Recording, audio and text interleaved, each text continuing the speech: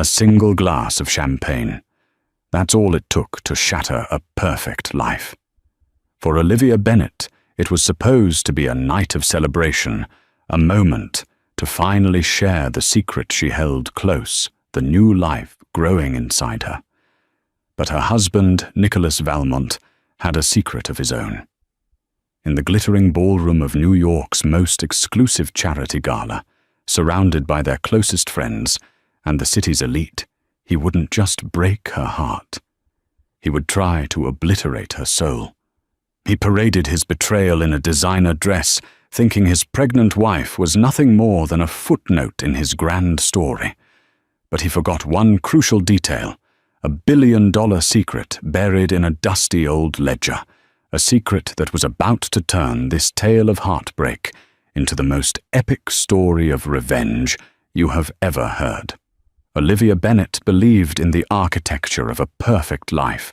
She and her husband, Nicholas Valmont, had built theirs in a sprawling penthouse overlooking Central Park, a palace of glass and steel where the city lights glittered below like a carpet of fallen stars. Their life was a carefully curated collection of successes. Nick, the charismatic CEO of Ethelred Tech, a company he'd inherited and rebranded into a modern powerhouse. And Olivia, the brilliant but unassuming art historian, whose quiet support was the invisible scaffolding holding up his world. To their friends, they were the golden couple. Nick, with his sharp suits, confident smile, and a laugh that could fill any room, was the engine. Olivia, with her serene grace, gentle wit, and an uncanny ability to remember the names of everyone's children, was the heart. She organized the flawless dinner parties, charmed the stodgy board members' wives, and edited his late-night speeches until they shone. She was in his own frequent words, his better half his rock. But lately the rock had begun to feel the strain of erosion. The late nights at the office became more frequent, explained away by a difficult merger or a demanding new project. The scent of an unfamiliar, cloyingly sweet perfume clung to his suit jackets, which he'd blame on a huggy European investor. His phone, once left carelessly on the nightstand, was now perpetually face down or in his pocket, guarded like a state secret. Olivia, 3 months pregnant, and still guarding the secret with a quiet, joyful anticipation, chose to believe him. It was easier. The alternative was a crack in the foundation of their perfect life, a crack she wasn't ready to face. She attributed his distance to the immense pressure he was under. Ethelred Tech was his family's legacy, and his father's shadow loomed large. She told herself that once this big merger was finalized, he would be hers again. This evening was supposed to be a return to form. The annual Starlight Foundation Gala at the Metropolitan Club on Fifth Avenue was the crown jewel of the New York social calendar. It was an event where fortunes were pledged and reputations were cemented. For Olivia, it was something more. It was the night she would finally tell Nick about the baby. She had imagined the moment 1,000 times. They'd be on the terrace, the cool night air around them, the city's hum a distant melody. She would take his hand, place it on her still flat stomach, and watch his eyes light up, chasing away the shadows that had gathered there for months. Wear the navy blue gown, Nick had said that morning, barely looking up from his tablet. The one from the fundraiser in Milan. It makes you look statuesque. She smiled a small, genuine smile. I was thinking the emerald silk. It's new. He finally looked at her, his gaze sweeping over her in a way that felt more like an appraisal than a loving glance. No, the navy. It's classic.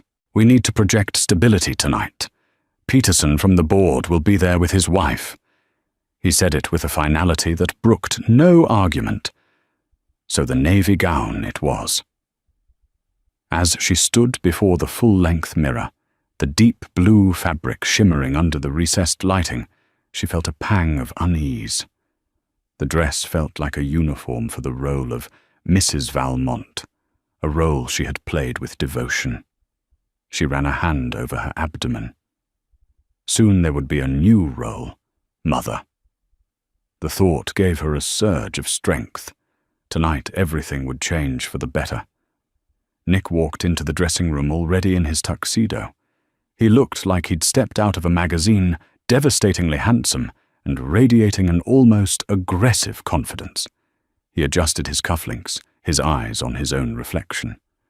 "You look perfect, Liv," he said, the compliment feeling rehearsed. He walked over and kissed her cheek, a dry, passionless gesture. "The car is waiting. Let's not be late. I need to have a word with Gerald Feinstein before the auction starts." As they rode the silent elevator down to the lobby, Olivia rehearsed the words in her mind. "Nick, I have something wonderful to tell you. We're going to be a family."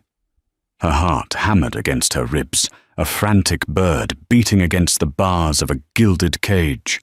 She was so lost in her hopeful daydream that she didn't notice the way Nick was checking his watch, a flicker of something, not excitement, but a cold, sharp anxiety in his eyes. The perfect life was still standing, but the tremors were getting stronger, and Olivia was about to find out she was standing directly on the fault line. The Metropolitan Club was a bastion of old New York, a place where fortunes were generations deep, and the air was thick with the scent of money power and expensive perfume. Chandeliers dripped crystals like frozen tears from the impossibly high ceilings, and the murmur of the city's elite filled the grand ballroom. Olivia felt a familiar sense of calm settle over her as they entered. This was her world, or at least the one she had adopted. She smiled and nodded at familiar faces, the perfect hostess even on her husband's arm. "There's Gerald," Nick said, his grip on her elbow tightening. "Go say hello to Judith Peterson. Keep her occupied. You know how she loves to talk about her garden." He gave her a dismissive pat on the arm and strode off into the crowd before she could reply. Left alone, Olivia took a deep breath. She made her way through the sea of tuxedos and designer gowns, exchanging pleasantries with an easy grace. She found Judith Peterson by the silent auction tables and listened patiently to a 20-minute monologue about the challenges of growing heirloom tomatoes in a rooftop garden. Through it all, her eyes scanned the room for Nick, waiting for the right moment. An hour later, the auction was about to begin, and guests were being ushered to their tables. Olivia found theirs table 1, front and center, but Nick was still absent. A few of their friends, a couple named Robert and Patricia Langley, were already seated. "Olivia, you look divine," Patricia said, air-kissing both of her cheeks. "Where's the man of the hour? Closing a deal?" I'm sure Robert chuckled, raising his glass. Nick never stops. Olivia's polite smile was beginning to feel brittle. Her gaze swept the grand entrance one more time, and that's when she saw him. He was standing under the magnificent archway, bathed in the warm glow of the sconces. He was laughing that big room-filling laugh of his. But he wasn't alone. On his arm was a woman Olivia had never seen before. She was younger, with sleek, raven-black hair, cut in a severe bob, and a predatory confidence that seemed to radiate from her. She was wearing a crimson dress, a slash of defiant color, in a room of elegant navies and blacks. The dress was daringly low-cut, clinging to her like a second skin. It was the kind of dress designed not just to be seen, but to make a statement. For a moment, Olivia's mind refused to process the image. It had to be a business associate, a client. There were 100 logical explanations. But then, Nick leaned down and whispered something in the woman's ear, his lips brushing her skin. The woman tilted her head back and laughed a sound that was sharp and triumphant. She placed her hand on his chest, right over his heart, and left it there. It was a gesture of such casual, profound intimacy that the air left Olivia's lungs in a sudden, painful rush. The room began to tilt. The murmur of the crowd faded into a dull roar in her ears. People were starting to notice. Heads were turning, whispers spreading through the room like a virus. They were all looking at Nick and the woman in red, and then their eyes, filled with a mixture of pity and morbid curiosity, were flicking to her. To the wife. At table 1, Nick, seemingly oblivious or worse, completely indifferent to the unfolding social carnage, began to lead the woman into the ballroom. Not towards a discreet corner table, but directly towards his own. Directly towards Olivia. Robert Langley's jaw was slack.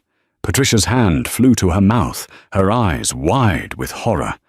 They watched frozen as Nicholas Valmont, CEO of Ethelred Tech, paraded his mistress in front of his friends, his colleagues, his entire world, and brought her straight to the table where his pregnant wife was sitting. He stopped before her, his smile unwavering, though it didn't reach his eyes. Those were cold appraising. "Olivia," he said, his voice smooth as silk. "I'd like you to meet Bianca Reed. She's the new head of our strategic development department, an absolute rock star. Bianca, this is my wife, Olivia." Bianca Reed's eyes, a cool, calculating shade of grey, raked over Olivia. There was no apology in them, no shame. Only a clear, undisguised victory. She extended a hand with blood-red nails. "It's a pleasure to finally meet you," she purred, her voice dripping with insincerity. "Nick has told me so much about you." Olivia couldn't breathe. Her own hand remained in her lap, trembling. The champagne glass on the table in front of her seemed to mock her. The perfect night, the wonderful news. It all dissolved into this single, brutal, public humiliation. Her secret, the joyful news of their child, felt like a lead weight in her stomach, a vulnerability she was suddenly desperate to hide. She looked at Nick, her eyes pleading, searching for some explanation, a sign that this was a monstrous misunderstanding. But she found nothing, only a chilling detachment. It was then she understood. This wasn't a mistake. This was a message. He wasn't just leaving her, he was erasing her. He was showing everyone that she was disposable, and this new, sharp, ambitious woman was her replacement. Slowly, deliberately, Olivia rose to her feet. The entire table, and it seemed the entire ballroom, held its breath. For a heartbeat, a wild, primal scream built in her chest. She wanted to rage, to throw the champagne in his smug face, to expose him for the monster he was. But then she felt a faint, deep flutter within her. A tiny, insistent reminder of the life she was protecting. And in that moment, something shifted. The heartbreak, sharp and blinding, didn't vanish, but it was joined by a current of ice-cold clarity. She would not give him the satisfaction of a scene. She would not be the hysterical, scorned wife. She looked not at Bianca, but directly into her husband's eyes. She held his gaze until he was the one who looked away first. Then, without a single word, she turned. With a dignity she didn't know she possessed, her back straight. Her head held high. Olivia. Bennett Valmont walked out of the ballroom, away from the whispers, the pitying stares and the ruins of her perfect life, leaving the man who was the father of her unborn child standing beside his mistress in the wreckage. The taxi ride back to the penthouse was a blur of smeared city lights and a suffocating silence. Olivia walked through the opulent apartment that had once been her home and now felt like a stranger's museum. Every object, the photos on the mantelpiece, the books she'd lovingly arranged, the art she had chosen, was a monument to a lie. She didn't cry. The pain was too deep for tears. It was a cold, hollow thing that had settled in her bones. She packed a single bag with numb efficiency, a few changes of clothes, a toothbrush, her laptop. She paused by the small antique writing desk in the corner of their bedroom. Inside, beneath a stack of stationery, was a small velvet box. She opened it. It was the positive pregnancy test and the first ultrasound picture, a grainy black and white image of a tiny flickering promise. She had been going to gift it to Nick tonight. She snapped the box shut and put it in her purse. This secret was hers alone now. She didn't go to her parents in Connecticut. She couldn't bear their well-meaning sympathy, the questions she couldn't answer. Instead, she took a car service 2 hours north, deep into the Hudson Valley, to the one place she knew she would be safe, her grandfather's house. Her grandfather, Arthur Bennett, had passed away 2 years prior. He was a quiet, unassuming man, a retired history professor who had preferred dusty books to stock portfolios. His house was a reflection of him, a rambling old stone house set on 50 acres of overgrown woods, filled with the scent of old paper lemon polish and pipe tobacco. It was a place of solitude and memory. For the first week, Olivia did nothing. She slept in her grandfather's guest room, the silence of the house a stark contrast to the roar in her head. She walked the wooded paths, the crunch of leaves under her feet, the only sound. She let the grief wash over her in waves, allowing herself to feel the full, crushing weight of Nick's betrayal. The humiliation of that night played on a loop in her mind, each detail a fresh stab of pain. She was adrift, a ghost in her own life. On the 8th day, a storm rolled in, trapping her inside. Restless and raw, she found herself drawn to her grandfather's study. It was a room he had rarely let anyone into, his private sanctuary. It was just as he had left it. Books on military history and economic theory were stacked from floor to ceiling. On his large oak desk sat an old leather-bound ledger, a relic from another era. Idly she opened it. The pages were filled with her grandfather's neat, precise handwriting. At first she thought they were historical notes, but then she saw the names General Electric, IBM, Procter & Gamble, and dates and numbers, lots of them. Buy orders, sell orders, dividend reinvestment plans. It wasn't a history book. It was a meticulously kept record of a stock portfolio stretching back 50 years. Curiosity piqued, she started digging deeper into his desk.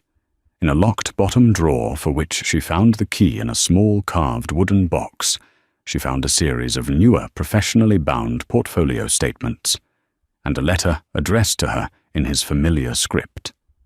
Her hands trembled as she opened it. My dearest Olivia, if you are reading this, it means I am gone, and you have found yourself in need of this room. I always hoped you never would. You see the world through the lens of art and beauty, a gift I have always admired.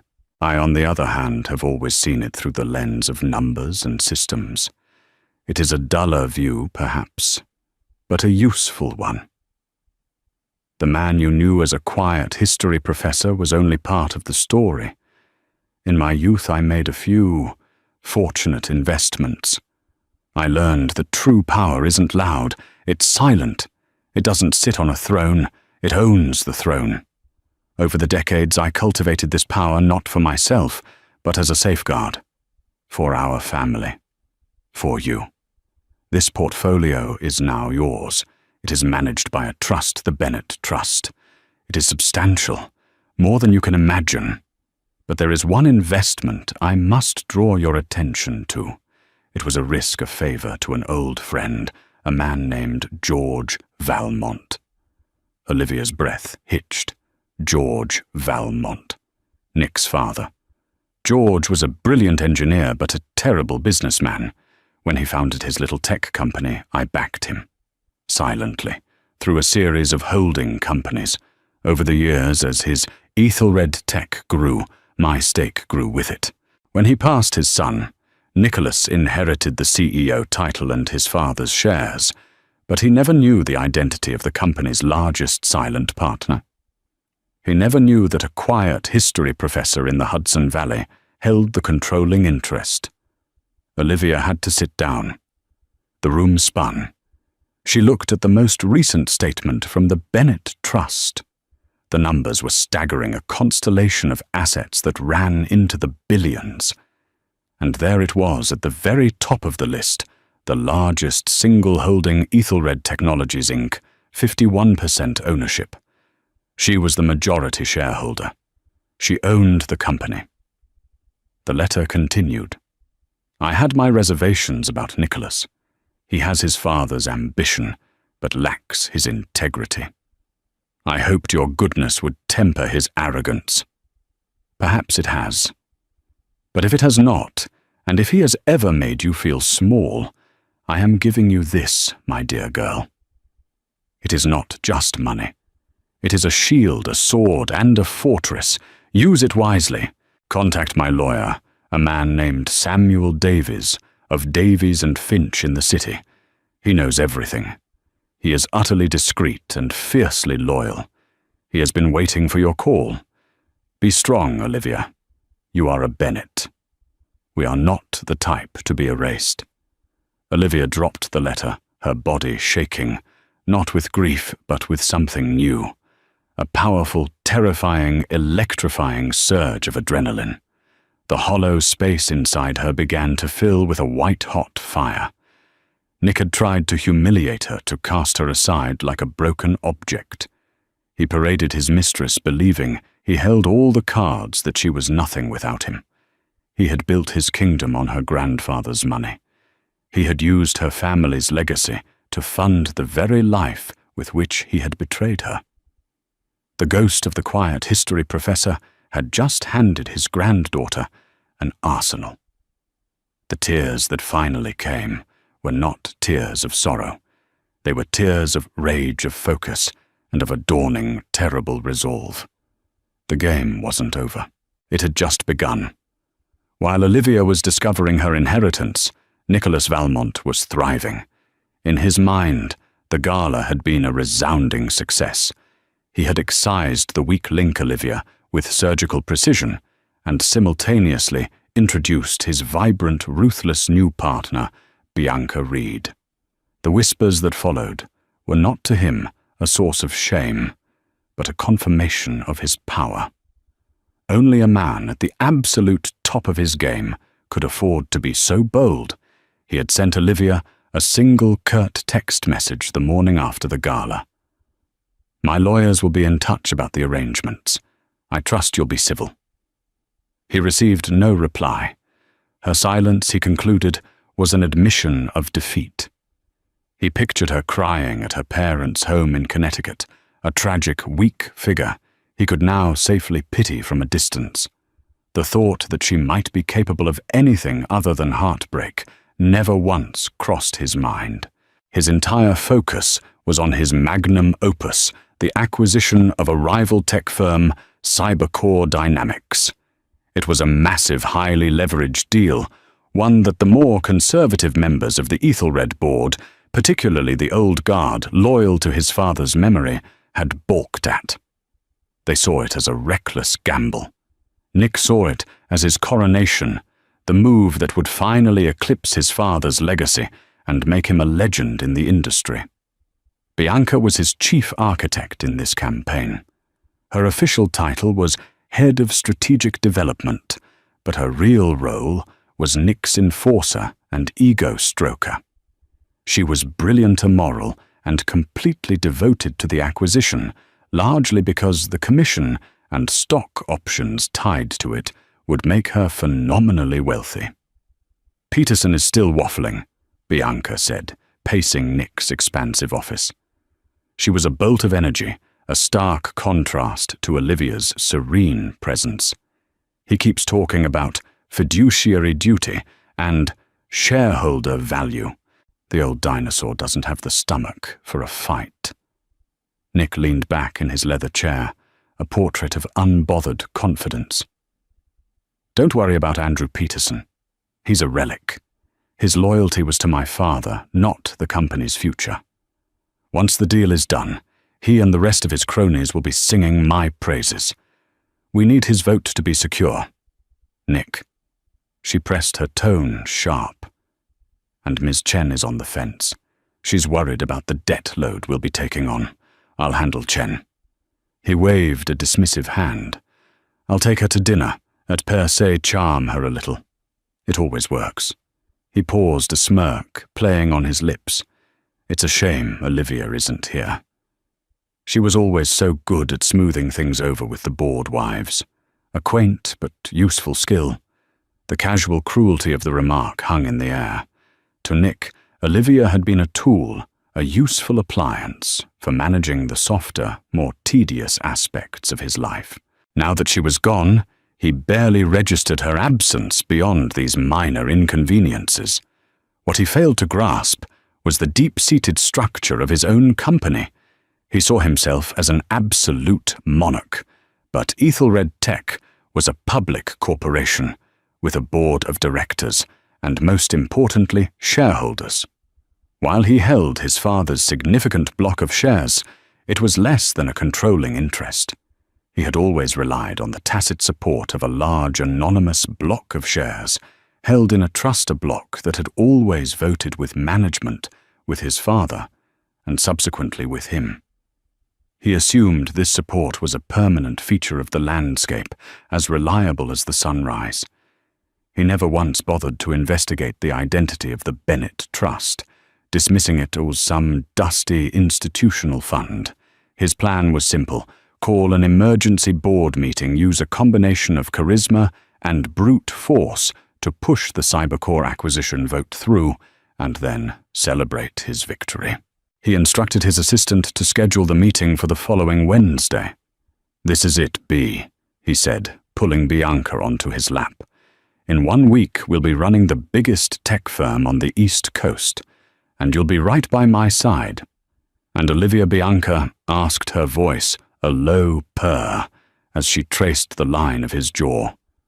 "Olivia will receive a very generous settlement and fade into obscurity," he said with absolute certainty. "She'll probably remarry some boring professor and spend her days talking about pottery. It's what she's built for." The day before the board meeting, Nick received a registered letter from a law firm he didn't recognize, Davies and Finch. He opened it with mild curiosity, assuming it was from Olivia's new divorce attorney. The letter was brief and formal. It was a legal notification.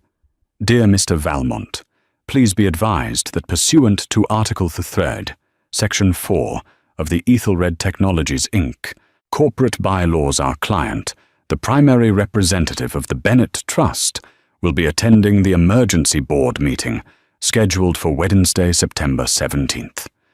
The representative will be exercising the Trust's full voting rights in all matters brought before the board. Sincerely, Samuel Davies, senior partner." Nick read it twice. The Bennett Trust. Why, after decades of silent proxy voting, would they suddenly send a representative in person? It was an anomaly, an irritating wrinkle in his perfect plan. "Who the hell are these people?" he muttered, tossing the letter onto his desk. "What is it?" Bianca asked. "The big silent partner, the Bennett Trust, is sending a rep to the meeting tomorrow." First time in history. He shrugged his arrogance, a thick shield against any real concern. Probably some stuffy old banker who wants to feel important. "It doesn't matter. They've always voted with us. It's a formality." He picked up the phone and buzzed his assistant. "Jessica, one more for the board meeting tomorrow. A representative from the Bennett Trust." "No, I don't have a name. Just put a placeholder on the seating chart and order the good coffee. We'll want to be in a celebratory mood." He hung up his mind, already moving on to the victory speech he would give. The king, secure in his castle, never once thought to check who was standing at the gates, holding the deed to the entire kingdom. He was about to learn that relics, old loyalties, and quiet, unassuming wives could be more dangerous than he ever imagined. In the serene quiet of her grandfather's study, Olivia Bennett was undergoing a profound transformation. The heartbroken wife was being systematically replaced by a calculating and formidable strategist. The room, once a place of refuge and grief, had become her war room. Her days were a rigorous, self-imposed boot camp in corporate governance. She didn't just read the files her grandfather had left, she devoured them. Balance sheets, profit and loss statements, market analyses, shareholder reports from the last 20 years. What had once seemed like an impenetrable language of numbers began to resolve into a clear picture of the company Nick was so carelessly gambling with.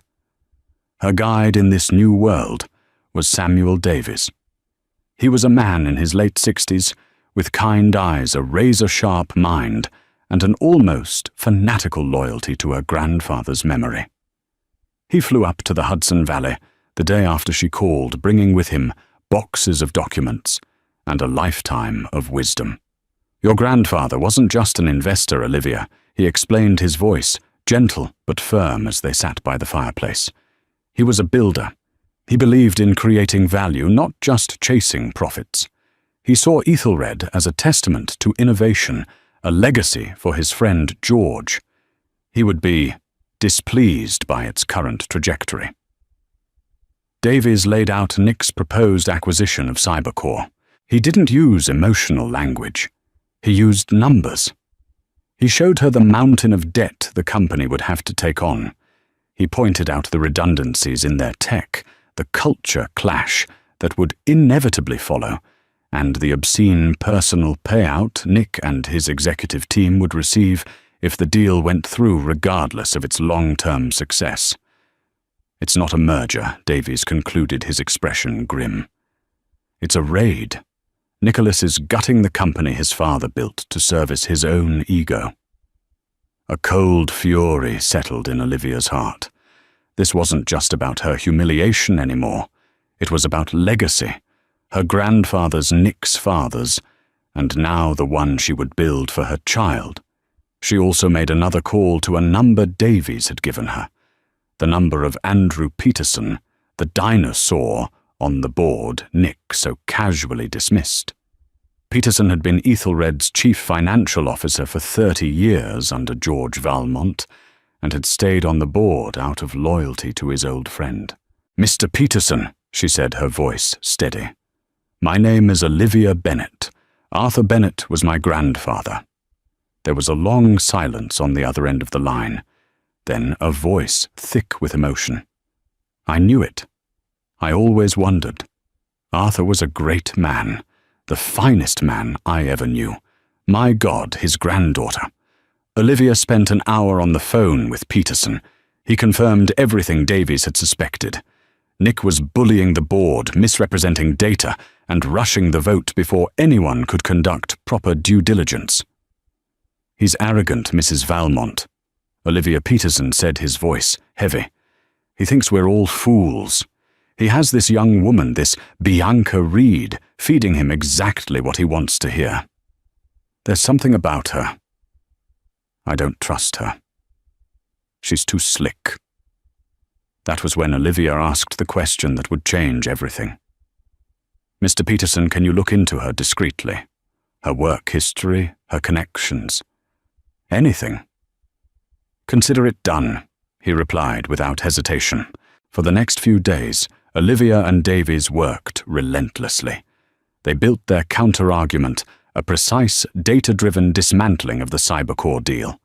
They prepared motions, drafted new resolutions, and mapped out the procedural intricacies of a corporate board meeting. Olivia, the art historian who once curated exhibits, was now curating a boardroom coup. She was no longer hiding. She was preparing. The pain of Nick's betrayal hadn't vanished, but she had learned to channel it. It was no longer a debilitating grief. It was fuel. Every time she felt a pang of sadness, she would look at the ultrasound picture she kept on the desk. She wasn't just fighting for herself. She was fighting for the future, for a legacy of integrity her child could be proud of. The evening before the meeting, Andrew Peterson called. His voice was tight with urgency. "Olivia, you were right to be suspicious. It's worse than we thought. Bianca Reed didn't just come from our competitor Omnicorp. It seems she never really left. What do you mean? Olivia asked, her pen pausing over a spreadsheet. I hired a private investigator, a former FBI guy. He found encrypted emails, financial records. She's been feeding Ethelred's proprietary R&D data to Omnicorp for the last 6 months, specifically our new AI-driven logistics patent. It's the crown jewel of the company. The Cybercore deal, it's a smoke screen. The debt would cripple Ethelred, making it vulnerable. Omnicorp would then swoop in, buy us for pennies on the dollar, and get our patent for a fraction of its worth. Bianca was promised a senior vice president position and a 7-figure signing bonus. Olivia felt a chill go down her spine. Nick wasn't just being betrayed by his mistress. He was the pawn in her much larger, more devastating game.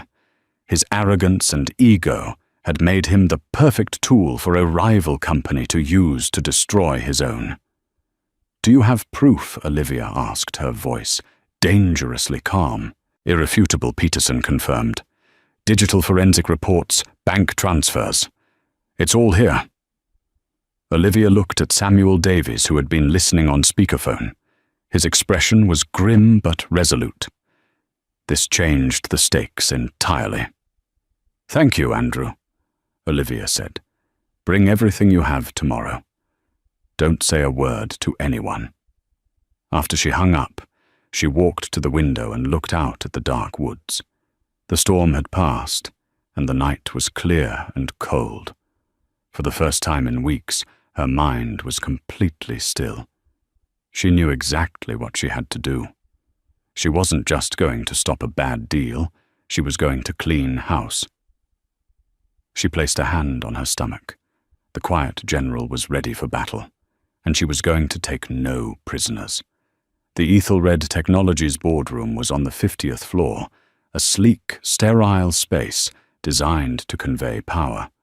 A long, polished mahogany table reflected the grey morning sky. At the head of it sat Nicholas Valmont, looking every bit the triumphant king.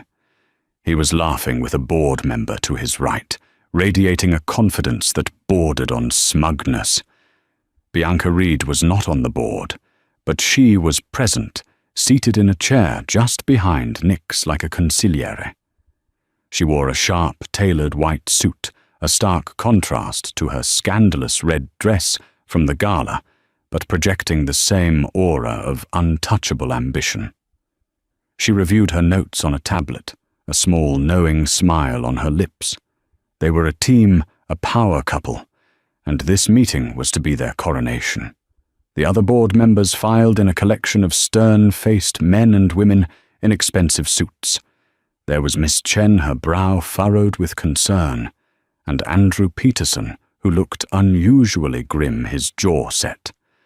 Nick greeted them with practiced charm, undeterred by their somber mood. He knew he had the votes. It would be tight, but it would pass. Good morning, everyone. Nick began, his voice booming with authority. Let's get started. We have an exciting and transformative opportunity to discuss today. The Cybercore acquisition will position Ethelred as the undisputed leader in our sector for decades too. He was cut short by the sound of the boardroom doors opening. Every head turned. Standing in the doorway was a woman they all recognized, but a version of her they had never seen before. It was Olivia. But this was not the gentle, smiling Olivia who hosted their charity dinners. This woman was poised and formidable. She wore a simple but impeccably tailored grey dress that conveyed authority, not victimhood. Her hair was pulled back in a sleek, severe style. Her face was pale and composed, but her eyes, which had always been warm and soft, were now like chips of ice. They held a clarity and a power that was utterly arresting. Flanking her was an older, distinguished gentleman with a leather briefcase, Samuel Davies. A shocked silence fell over the room. The board members stared, their mouths agape. Bianca Reed's smile vanished, replaced by a flicker of confusion and alarm. Nick was the most stunned of all. He shot to his feet, his face a mask of disbelief and fury. "Olivia, what in God's name are you doing here? This is a closed board meeting." Security. Olivia didn't flinch. She met his enraged gaze with a look of utter calm. "I believe I have a right to be here, Nicholas." "You have no rights here," he spat, his voice rising. "This is my company, my boardroom." Samuel Davies stepped forward, placing his briefcase on the mahogany table with a quiet, definitive thud. "On the contrary, Mr. Valmont," he said, his voice cutting through the tension. "My client, Mrs. Valmont, is not here as your wife." He opened the briefcase and began to methodically place a series of documents in front of Nick's seat. Each one landed with a soft, damning slap. "She is here in her capacity as the sole trustee and representative of the Bennett Trust." The name hung in the air, an unexploded bomb. Andrew Peterson looked down at his notes, a ghost of a smile touching his lips. Ms. Chen's eyes widened in dawning comprehension. Nick stared at the documents, then back at Olivia, his mind refusing to connect the dots. The Bennett Trust. That's impossible. That's some investment fund. The Bennett Trust. Olivia said, her voice quiet, but carrying to every corner of the silent room, was founded by my grandfather, Arthur Bennett. It is and has been, since this company's inception, the majority shareholder of Ethelred Technologies. She walked slowly, deliberately towards the table. The other board members seemed to shrink back in their chairs, making way for her. She was no longer just Nick's wife. She was the room's center of gravity, the undisputed locus of power. "You've been voting with my grandfather's proxies for your entire career, Nicholas. You just never bothered to ask who you were thanking." She stopped, not at the end of the table, but at a chair directly opposite him, taking her seat with a quiet grace that was more intimidating than any shout. Davies sat beside her, her silent, formidable counsel. The color drained from Nick's face. The swagger, the arrogance, the unshakable confidence, it all evaporated in an instant, leaving behind a hollow, panicked shell. He looked from Olivia's cold, determined face to Bianca's, which was now a mask of pure, unadulterated shock. He had walked into this room, a king ready to claim his new kingdom, but he had forgotten about the queen. And she had just walked back into the castle and announced that she owned the throne, the bricks, and the land for miles around.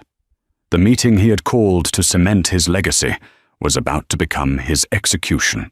For a full minute, the only sound in the boardroom was the frantic, panicked rhythm of Nicholas Valmont's breathing.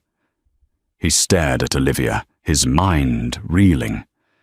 The supportive wife, the art historian, the woman he had dismissed as a decorative accessory to his life, was now seated across from him, holding the fate of his entire world in her hands. "This is a joke," he finally managed, his voice a hoarse whisper. "Some kind of vindictive trick." "I assure you, Mr. Valmont, the SEC filings are no joke," Samuel Davies said, dryly gesturing to the documents before him. "The Bennett Trust holds 51% of all voting shares. My client controls this company, and therefore she controls this meeting." Olivia let the weight of that statement settle. She looked around the table, her gaze pausing on each board member before finally landing back on her husband. "Before we proceed," she said, her voice a model of icy composure, "I'd like to make a motion. I move to reject the proposed acquisition of Cybercore Dynamics, effective immediately." Andrew Peterson seconded the motion before the words were fully out of her mouth. "I second." "You can't do that," Nick exploded, slamming his fist on the table. "We have a deal. This is the future of the company." "Is it?" Nicholas. Olivia countered, her voice dangerously soft.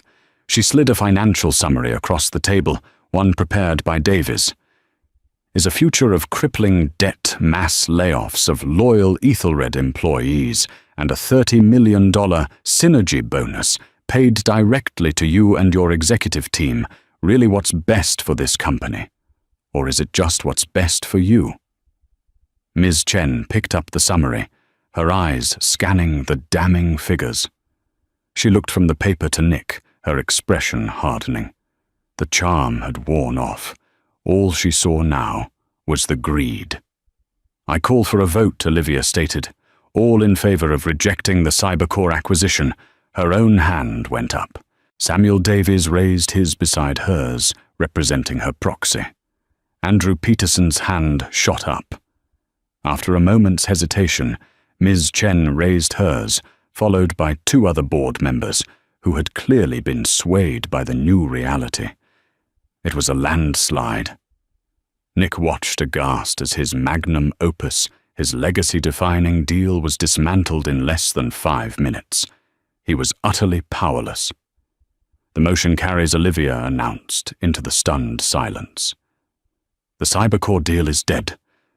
She then turned her gaze to the woman in the white suit who had been watching the proceedings with a growing sense of dread. "Now for our second item of business," Olivia continued, her tone becoming even colder. "Corporate espionage." Bianca Reed went rigid. "Mr. Peterson," Olivia prompted, "if you would." Andrew Peterson, no longer a waffling dinosaur but an avenging angel of the old guard, stood up.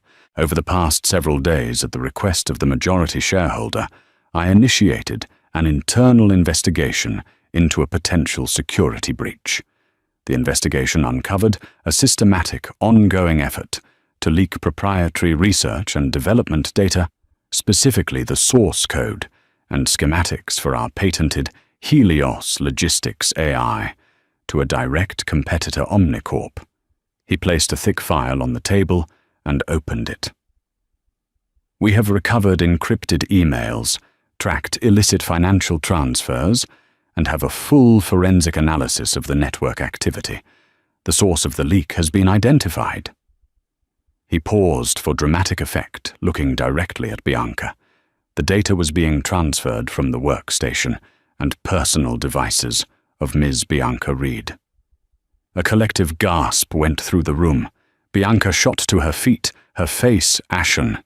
"That's a lie. It's absurd. This is a fabrication." Nick stared at her, a dawning horror on his face. He remembered her late nights, her obsession with the Helios project, her private calls. He had seen it as ambition. Now he saw it as treason. The woman he had cast his wife aside for hadn't been his partner. She had been his saboteur. "Is it, Olivia?" said her voice, cutting through Bianca's denials. She nodded at Davies, who tapped a key on his laptop. A screen on the boardroom wall flickered to life, displaying a single damning email from Bianca to a senior executive at Omnicorp. Its subject line was "Helios Final Schematics, Wire Transfer Confirmation." The room fell into a deathly hush. Bianca sank back into her chair, utterly exposed. "Security, Olivia," said her voice, ringing with command. 2 guards who had been waiting discreetly outside the doors entered the room. "Please escort Ms. Reed from the premises. Her access is to be revoked immediately. Our legal team will be in contact with her and with the district attorney's office." As the guards took a non-protesting, completely broken Bianca by the arms and led her out, Olivia's eyes met Nick's across the table. In his gaze, she saw the complete and utter collapse of a man. He had lost his deal, his mistress, and his reputation in the span of 15 minutes. All that was left was the company he had tried to break, now owned by the wife he had tried to destroy. And finally, Olivia said, her voice softening almost imperceptibly, "We need to discuss the future leadership of Ethelred Technologies. I believe it's clear that a change is needed. A change that prioritizes integrity, loyalty, and a vision that honors the legacy of George Valmont rather than plundering it." She looked at her husband, the man who had humiliated her, underestimated her, and betrayed her in every conceivable way. She held all the power. She could have fired him on the spot, dragged his name through the mud, and annihilated what little he had left. But revenge, she was learning, was not about destruction. It was about building something better from the ashes. I am calling for a vote of no confidence in CEO Nicholas Valmont, she announced. And I am proposing an interim CEO, effective immediately to guide us through this transition, Mr. Andrew Peterson. Nick didn't even wait for the vote. He knew it was over. Pushing his chair back with a scraping sound that echoed his own grating defeat, he stood up. He didn't look at anyone. Without a word, he turned and walked out of the boardroom, a king leaving his own execution, stripped of his crown, his power, and his pride. The doors swung shut behind him, leaving Olivia Bennet, the true shareholder, in complete control. In the weeks that followed, the boardroom reckoning, the story became the stuff of New York legend. Whispers at cocktail parties and bold headlines in financial journals told a tale of high-stakes drama, the fall of the arrogant CEO, the corporate spy in a designer suit, and the emergence of the quiet, mysterious wife who turned out to be the most powerful person in the room. Nicholas Valmont vanished from public life. He was forced to resign in disgrace, his name toxic in the circles he once dominated. Stripped of his CEO title and salary, facing a lawsuit from the company for gross negligence, and publicly shamed, he retreated to a life of obscurity. The divorce was swift and silent. He took a small settlement, a pittance, compared to what he once had, and Olivia never saw him again. Bianca Reed fared worse, facing federal charges for corporate espionage. But Olivia had no time to gloat. She had a company to rebuild. Working alongside the newly appointed CEO Andrew Peterson, she plunged herself into the heart of Aethelred Technologies. She wasn't a figurehead shareholder. She was an active driving force. She walked the floors of the R&D labs, talking to the engineers her grandfather had so admired. She met with department heads, listening to their ideas and concerns. She dismantled the toxic, ego-driven culture Nick had fostered and began to replace it with one based on collaboration, innovation, and integrity. Her first major act as the controlling shareholder was to kill all plans for layoffs. Instead, she announced a new initiative, the George Valmont Innovation Fund, a multi-million-dollar internal program to fund promising employee projects, the very kind of forward-thinking investment Nick had always cut in favor of flashier short-term gains. The move sent a shockwave of renewed loyalty and morale through the company. She sold the cold minimalist penthouse overlooking the park and made her grandfather's house in the Hudson Valley her permanent home, commuting to the city when needed. The house was no longer a place of grief, but a sanctuary of strength and legacy. She turned her grandfather's study into her own, the old leather ledger, sitting on the desk as a constant reminder of the quiet power of wisdom and patience. As her pregnancy progressed, her presence at the company became a powerful symbol. Here was a woman not choosing between family and career, but seamlessly integrating them. She was building a future on two fronts, a healthy, ethical company and a safe, loving home for her child. She wasn't just fixing the house Nick broke. She was building an entirely new foundation, one that was strong, true, and entirely her own. One crisp autumn afternoon, she stood in her office, the one that had once been Nick's, looking out at the panoramic view of the city. Andrew Peterson entered, holding a new product prototype. The engineering team is calling it the Bennet Lens, he said with a warm smile. A new way of seeing things. They thought it was fitting. Olivia smiled, a genuine, radiant smile that reached her eyes. She placed a hand on her prominent baby bump, feeling the strong, steady kick of the new life within her. She had endured the deepest public humiliation, the most painful personal betrayal. She had walked through the fire and had not been consumed. Instead, she had been forged into something stronger, something unbreakable. She was no longer Mrs. Nicholas Valmont, the perfect wife in a gilded cage. She was Olivia Bennet, the woman who had turned her inheritance into a declaration of independence. Looking out at the endless expanse of the city, she felt a profound sense of peace. The past was a scar, but the future was a blueprint, and for the first time, she was the sole architect. And she was just getting started.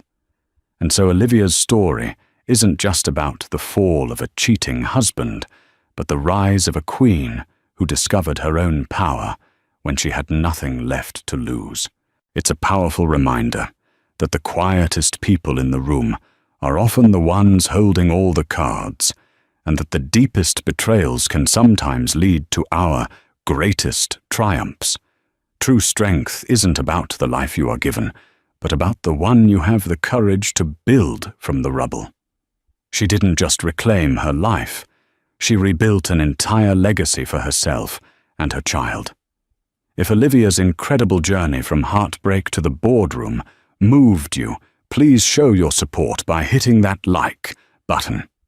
Share this story with someone who needs a reminder of their own inner strength. And don't forget to subscribe to our channel for more unforgettable real-life stories of justice and empowerment. What did you think of Nick's ultimate downfall? Let us know in the comments below. He was a man who had everything: a corner office on the 50th floor, a tailored suit worth more than most cars, and a ruthless ambition that had scorched everyone beneath him. His secretary Clara was just another rung on his ladder, diligent, intelligent, and inconveniently pregnant. When his ambitious mistress, Serafina, wanted Clara gone, he did it without a second thought. He fired her, publicly, humiliatingly. What he didn't know, as he watched her walk away, was that Clara wasn't just his secretary. She was Clara Hayes, the only daughter of the man who owned the entire building, and the reckoning was just beginning. Julian Vance lived his life 50 floors above New York City, and he believed this altitude granted him a kind of divinity. His office at Vanguard Equity Partners wasn't just a room, it was a testament to his arrival. It was a cube of glass, suspended over the city, and from it he viewed the world, and his employees, as tiny, manageable subjects. Julian was a man carved from ambition. At 38, he was the youngest senior vice president in the firm's history, and he wore his success like armor. Bespoke Tom Ford suits, a Patek Philippe watch that chimed on the quarter hour, and a smile that was both dazzling and predatory. Outside that glass cube sat Clara Hayes. Clara was, in every way, the antithesis of Julian's flash. She was quiet, methodical, and possessed an intelligence that was as deep as it was unobtrusive. For 2 years, she had been the perfect secretary. She anticipated his needs, corrected his mistakes before he made them, and managed his chaotic schedule with an unnerving calm. She was, as Julian often bragged to his peers, a mind reader. But 6 months ago, Clara had become an inconvenience. She was pregnant. Her body, once neatly professional, was now undeniably round. Her presence, once efficient, now seemed to Julian to be a constant, ticking reminder of biological messiness. He loathed it. It wasn't just the impending maternity leave, a scheduling black hole, he'd called it. It was the visual of it. It screamed weakness. It screamed domesticity. It screamed everything Julian had sacrificed to get where he was. "Clara!" he barked through the intercom, not looking up from his terminal. "My 10 a.m. client notes. Now." "They're on your desk, Julian," her calm voice replied instantly. "I placed them there an hour ago. Open to page 3, where you'll find the discrepancies in their Q3 report." Julian glanced down. There they were. He grunted, annoyed at her preemptive competence. His annoyance was being actively stoked by Serafina Croft. Serafina was the firm's new head of strategic marketing, hired 3 months prior. She was fire to Clara's ice, all sharp angles, blood-red lipstick, and a laugh that echoed with undisguised avarice. She and Julian had fallen into a discreet, then flagrant affair almost immediately. Serafina didn't just want Julian's affection, she wanted his power, and she saw Clara as a stubborn obstacle. Serafina sauntered over to Clara's desk, leaning against it hip-first, deliberately crowding Clara's space. She was holding a steaming mug. "Still here, Clara?" Serafina purred, loud enough for the entire floor to hear. "I'm surprised you can still fit behind that desk. You're blooming." Clara didn't look up from her screen. "I'm fine, Miss Croft. Can I help you with something?" "Oh, just admiring your dedication," Serafina said, taking a sip. "Julian is so kind to let you keep working. Most women in your condition would be at home, nesting or something." A few junior analysts snickered. Clara's fingers paused on the keyboard. Beside her, Mary, the older executive assistant for another partner, shot Serafina a venomous look. Mary liked Clara. She'd seen ambitious sharks like Serafina devour good people for sport. "I'm more effective here, Miss Croft," Clara said evenly. "Are you, though?" Serafina shot back. Julian was just complaining that the Sanderson files were late. "Pregnancy brain, I suppose?" Clara's head snapped up. "The Sanderson files are not due until tomorrow at 5. Julian wanted them today. He must have forgotten to tell you," Serafina said, with a fake pout. "Don't worry, I handled it for him." Clara watched her walk away, a perfectly straight seam running up the back of her designer skirt. Clara looked at her digital scheduler. The Sanderson deadline was, indeed, tomorrow. Serafina was lying. She was building a narrative. This wasn't the first time. For weeks, Serafina had been helpfully pointing out Clara's lapses. A meeting missed that had been rescheduled by Serafina herself. A coffee order that was wrong, though Julian had changed his preference that morning.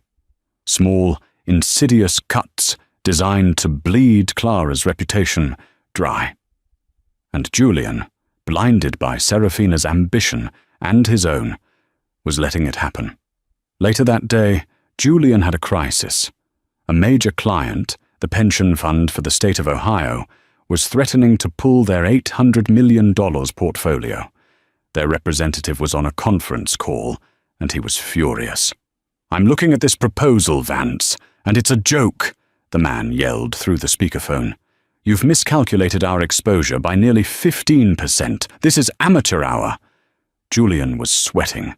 He was shuffling papers, his charm failing. "Mr. Henderson, if you'll just let me explain." Clara, listening from her desk, quietly printed a single sheet of paper. She walked into the glass office, ignoring Serafina, who had perched herself on the guest chair, and slid the paper in front of Julian. On it were 3 bullet points. Julian paused. He read them. His posture changed.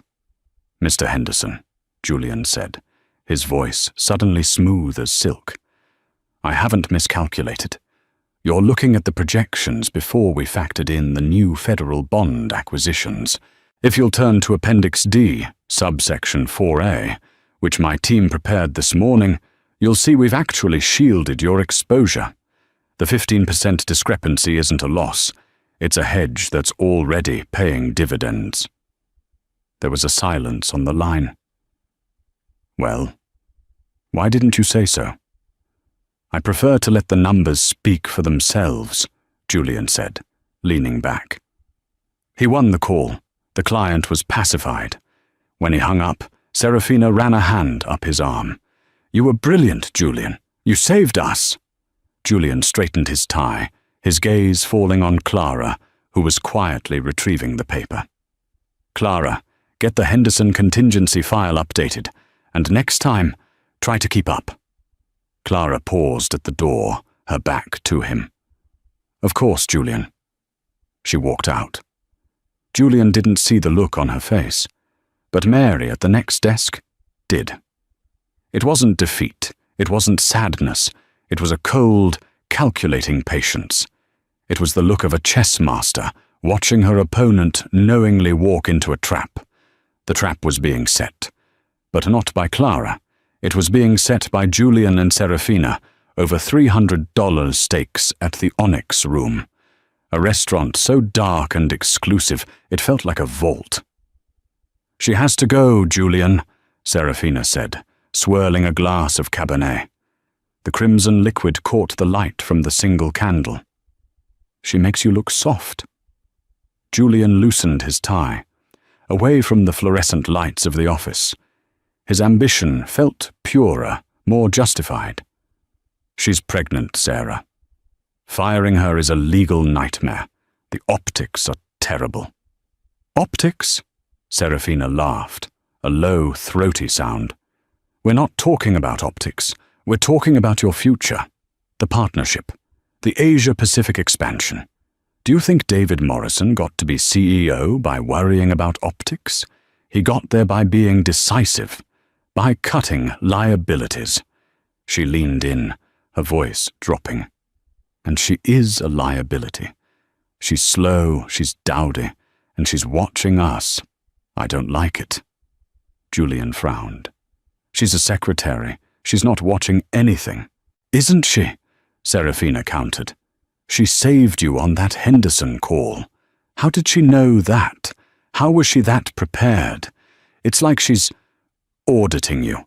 It's creepy, Julian. And frankly, I want her desk. I want to be right outside your office. I can be your partner in this, Julian. Your real partner. But not while she's there, playing Mother Superior. The image she painted was potent. Serafina, in her sharp suits, sitting guard at his door. Serafina, anticipating his real needs. It was an intoxicating thought.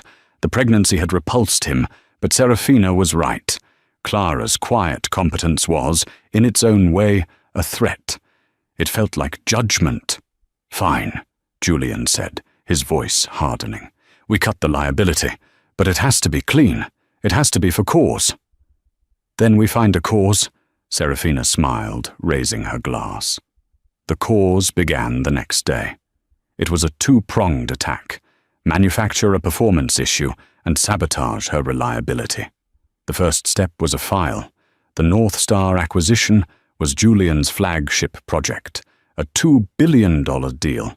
The final signatory papers were due by courier to London by 10 a.m. Friday. This was a hard deadline.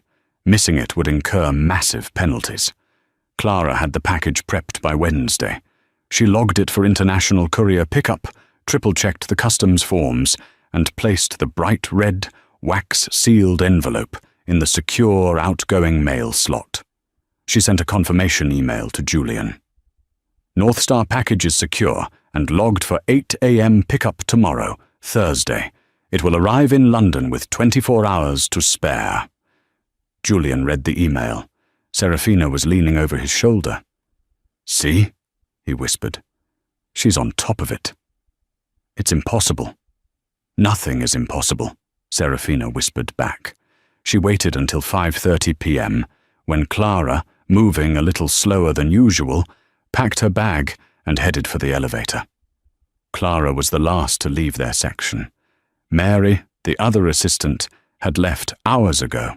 At 5:35 p.m., Serafina walked calmly to the mailroom. She flirted with the night shift clerk, asked him to find a lost earring near the sorting table. While he was distracted, her hand darted into the international secure slot. She retrieved the bright red envelope. She didn't destroy it. She simply slipped it into her oversized designer handbag. At 7 p.m., she and Julian were in his office. He was pacing. This is insane, Sarah. This is a felony. It's a clerical error, Julian, she cooed, placing the envelope on his desk. Clara's error. She must have forgotten to put it in the slot. Look, here it is, sitting on her desk, buried under a memo. She must have left it this afternoon. How tragic. How forgetful. She then moved to Clara's computer. Clara, trusting, had her password saved in a desktop file for Julian, in case of emergency. This, Serafina decided, was an emergency. She logged into Clara's email. She found the confirmation message sent to Julian. North Star package is secure and logged. Serafina smiled, and with a click of the mouse, she deleted it. Not just from Clara's sent folder, but from the server-side recall. Then, she went into Clara's scheduler and deleted the courier pickup appointment. There, she said, logging out. No email, no appointment, just a package sitting on her desk. Missed. A multi-billion-dollar deal, jeopardized by her incompetence. By her pregnancy brain. Julian stared at the package. This was the point of no return. This wasn't just firing someone, it was destroying them. He picked up the package. He opened Clara's desk drawer, the one with her spare sweaters and prenatal vitamins, and dropped the package inside, kicking it to the very back. It's done, he said, his voice hollow. Good, Serafina said, kissing him hard. Now tomorrow, we'll be in the Chicago office. We'll be unreachable. By the time anyone realizes the package never left, it will be Friday morning. It will be too late, and it will be entirely her fault. They left the office, partners in crime. Back in the darkness, the green light on Clara's computer terminal blinked off, but across the hall, a small red light on a ceiling-mounted security camera, the one Julian always assumed was just for show, remained on. It had captured Serafina's 5:35 p.m. visit to the mailroom. It had captured her logging into Clara's computer. It had captured everything. Friday morning was electric with panic. The first call came at 9 a.m., London time, which was 4 a.m. in New York. Julian, asleep in his high-rise apartment, ignored it. The second came at 5 a.m. from his boss, David Morrison. Julian answered that one. "Vance, where in God's name is the North Star package?" Morrison bellowed, his voice cracking with transatlantic static. "Our London team is sitting here with the board, and the documents are not here. The 10 a.m. deadline is in 1 hour. Julian feigned groggy confusion. "What? That's impossible." Clara confirmed it was sent. "Well, it wasn't," Morrison roared. "You fix this, Vance. You fix this now, or your partnership is dead." The line clicked. Julian was wide awake. He frantically called the office. Clara, who always arrived at 7 a.m., picked up. "Clara, where is the North Star package?" Julian yelled, genuine panic now mixing with his manufactured rage. "It's... what?" Clara's voice was instantly alert.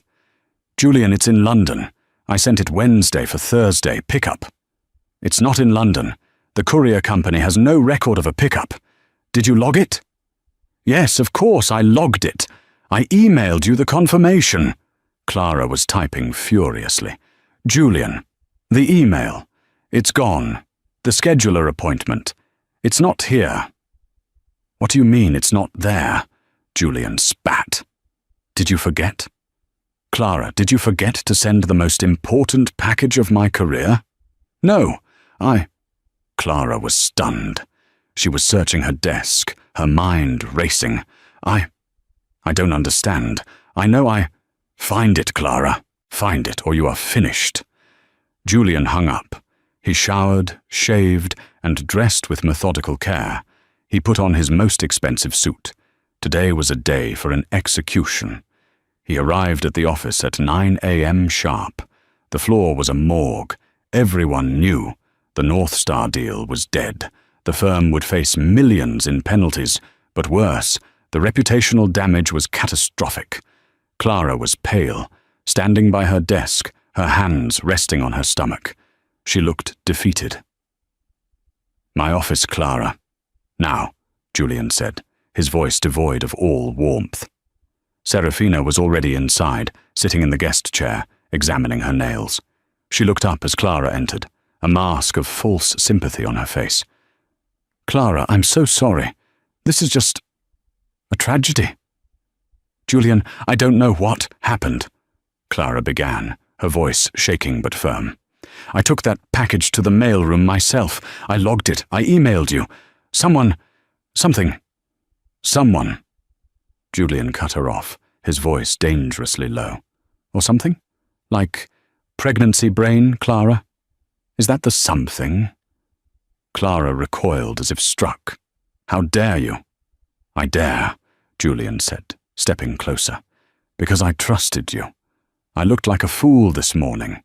This firm is now exposed to litigation and ruin, all because my mind-reader secretary was too busy picking out nursery colors to do her one simple job." "That is not true," Clara said, her voice rising. "I have never missed a deadline. I have never failed you. This is a mistake. This is wrong." "It's a failure, Clara. A catastrophic failure," Julian said. He leaned on his desk, the picture of a disappointed, betrayed leader. "Serafina was the one who found the package. Go on, Sarah, tell her." Serafina looked up, her eyes wide with mock sadness. "Clara, I found it this morning, in your desk drawer, under a pile of baby magazines." This was a lie too far, a vicious, unnecessary embellishment. "What?" Clara whispered. She physically staggered back. No, I would never. Someone put it there." "Who, Clara?" Julian laughed, a cold, barking sound. "The mailroom gnome? Serafina? Me? Do you hear how paranoid you sound? You're hormonal, you're forgetful, and you just cost this company its biggest deal of the decade." He circled his desk and stood over her. She had to tilt her head back to look at him. "I can't have unreliable people on my team," he said. "The partnership is expanding. We're moving into Asia. I need sharks. Clara, not this."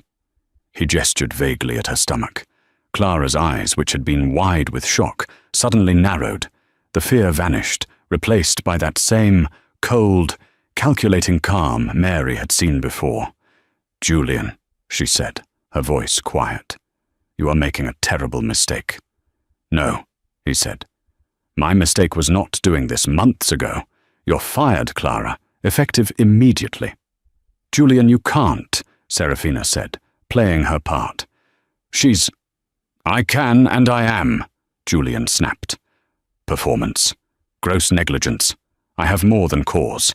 Security is on their way up." The entire office was watching through the glass walls. They could hear the raised voices. Mary had her hand over her mouth. "You're firing me," Clara stated, not a question. "Because of a package you know I sent. You're firing me, 6 months pregnant, to give my desk to your mistress." The air left the room. Julian's face went from angry to purple. Serafina shot to her feet. "How dare you!" Serafina shrieked. "Shut up, Serafina," Clara said, her voice cutting through the air like a razor. She never broke eye contact with Julian. "You will regret this, Julian Vance. You will regret this more than any other decision in your short, pathetic life." "Get her out," Julian choked out, pressing the security button on his phone. 2 uniformed guards arrived. "Mr. Vance?" "Ms. Hayes is no longer an employee. Please escort her from the building." The guards looked uncomfortable. Escorting a visibly pregnant woman out was a new low. "Ma'am, if you'll come with us." Clara didn't look at them. She looked only at Julian. She let the silence stretch, imprinting his furious, triumphant face into her memory. Then she turned, with all the dignity she could muster, and walked out of the glass office. The guards followed. Someone had already brought a cardboard box to her desk. She didn't have much. A framed photo, a coffee mug, a small plant. Mary rushed over, tears in her eyes. "Clara, I'm so sorry. I know you didn't." "It's all right, Mary," Clara said, her voice soft now. "It's not your fault." She placed her few items in the box. As she did, her sleeve rode up, revealing a simple, elegant watch. It wasn't a Rolex or a Patek. It was a vintage Cartier, understated, but worth more than Julian's entire collection. No one noticed. She picked up the box.